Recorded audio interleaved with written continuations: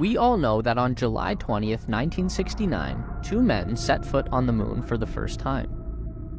A defining moment of the 20th century, a shining example of what the human spirit is truly capable of when we work together towards a common goal.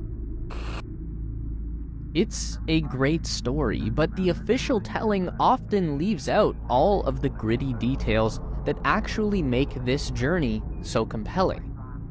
You might not know about the computer failure that happened 30,000 feet above the surface of the moon, the 15 seconds that separated life and death for Neil Armstrong and Buzz Aldrin, the pen that saved our astronauts from being stranded on the moon forever, or even the fiery brush with disaster at the 11th hour of the return to Earth. This is the real story of the Apollo 11 moon landing. This is the space race. Here in the present day, we've all grown accustomed to the fact that all spaceships are automated and autonomous.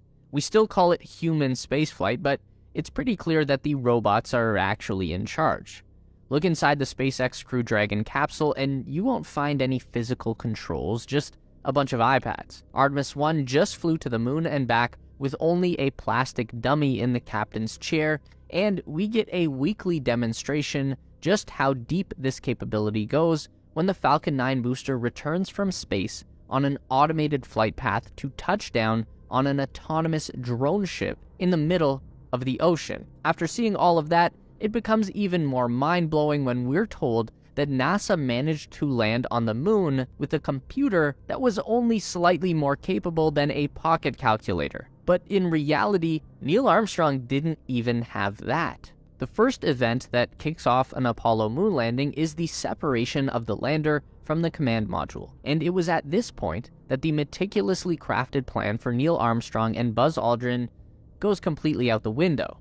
They were not off to a good start. After the Lunar Excursion Module, or LEM, maneuvers into position for deorbit, the main engine ignites to begin the descent burn. At around 30,000 feet above the surface of the moon, Neil turns to Buzz and tells him, "I think we're coming in a little long," meaning that the LEM was still moving too fast, and as a result, they were going to overshoot the targeted landing site, a location on the Sea of Tranquility that had been specifically chosen for being a very large area of perfectly flat and smooth lunar surface. That wasn't in the cards. Armstrong made a quick calculation looking at their trajectory on the map and the view out of his tiny triangular window, and figured that they were headed 3 miles off course, now set to land on the side of a massive crater, a result that would have doomed the pair to certain failure and death on the moon. So, Armstrong made the decision to pull a Luke Skywalker, put the computer guidance aside, and take over manual control of the LEM. He would say in later interviews that he essentially started piloting the spaceship the same way that he would fly a helicopter. At the same time that all of this was happening, as if that wasn't enough, the cockpit of the lunar lander was being overtaken by flashing red lights and alarms. There were 3 rudimentary low-tech display screens in the LEM, and each one was overtaken by program alarm 1202. Neither Armstrong or Aldrin knew what that meant. This alarm code had never come up in any of their landing simulations back on Earth. They kept cool and radioed back to NASA asking what the problem was. In response, they were told, "Roger got you, we're go on that alarm," which basically translates as, "Yeah, don't worry about it." At around 5,000 feet above the moon's surface, Armstrong starts the process of manually directing the craft towards what looks to him as a reasonable landing spot, trying to avoid the pockmarked landscape of craters and ridges. At 100 feet above the surface, Armstrong has his eyes glued on the window as his hands work the throttle control of their rocket engine. Aldrin is calmly reading out the numbers to his pilot, telling him the altitude, speed, and descent rate of the LEM. Buzz would later say in interviews that he was resisting any urge to rush Neil or say anything that would freak him out, but Aldrin could see from his meters that they were still 100 feet above ground, moving at 34 miles per hour, with just 60 seconds worth of fuel remaining in the tank. At this point, the thrust from the engine was kicking up moon dust and obscuring Neil's window, which at the time was their only tool for directing the LEM into a safe landing. Still, 10 feet above ground, Buzz saw their fuel supply trickle down to just 30 seconds of burn time remaining. At 5 feet above ground, the probes that extended out from the feet of the landing legs touched the lunar surface and started to bend under the weight of the craft. This triggered a significantly more reassuring signal light in the cockpit. Contact. The engine rumbles to a halt, and the lander settles down into the moon dust. The call comes back to NASA. Tranquility Base here. The Eagle has landed. Roger, Where they ended up was about 4 miles away from that carefully chosen ideal landing site. It would turn out that an excess burst of air from the command module gave the LEM a slight push as the two separated. That little nudge is all it took to put them off course, and they arrived on the moon with about 15 seconds worth of fuel left in the tank. Any hesitation on Armstrong's part would have left them tumbling uncontrolled into the lunar surface, making a new crater of their own. Of course, Neil Armstrong stuck the landing. There's a reason that NASA put this particular individual in the driver's seat of Apollo 11. Armstrong was the smartest, bravest, and most skilled pilot that the U.S. Air Force had to offer.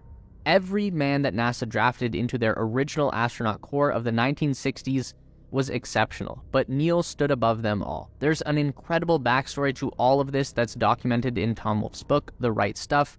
Highly recommend checking it out if you're interested. After what had to have been a massively stressful landing procedure, these two astronauts were able to indulge in the now famous moonwalk, one of the single greatest events in the entire recorded history of humankind. But there was still more trouble ahead for Neil and Buzz. After 2.5 hours of bouncing around on the surface, the pair returned to the LEM to prepare for ascent back to orbit and rendezvous with the command module, where the massively underappreciated astronaut Charlie Duke was patiently waiting for their return. The procedure here was for the astronauts to connect the life support systems of their spacesuits back to the module and then take off their backpacks and throw them out the door back on the moon. They needed to strip as much weight out of the LEM as possible. They pitched everything that they didn't need and then repressurized the module. At some point during this process, one of the two bumped into a control panel and snapped off the tip of a switch. Neil claimed that it was Buzz who must have backed into it and broke the switch. Either way, since this was an analog control panel, the only way to activate that particular circuit was by mechanically throwing that switch, which was now impossible without the tip. They couldn't reach inside with giant spacesuit fingers either. Unfortunately, the one switch that broke was connected directly to the ascent engine that they needed to get themselves back into orbit. What are the odds? Exhausted from their moonwalk, the two astronauts settled down to take a nap while NASA tried to come up with some way to work around the broken switch problem. By the time they had rested and were ready to come home, the folks on the ground still had no answer for the Moonmen on what to do about the broken switch. This was Buzz Aldrin's time to shine.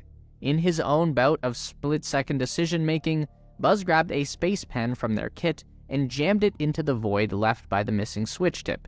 It fit perfectly, and the plastic pen tube was just enough to secure the control that they needed to lift off.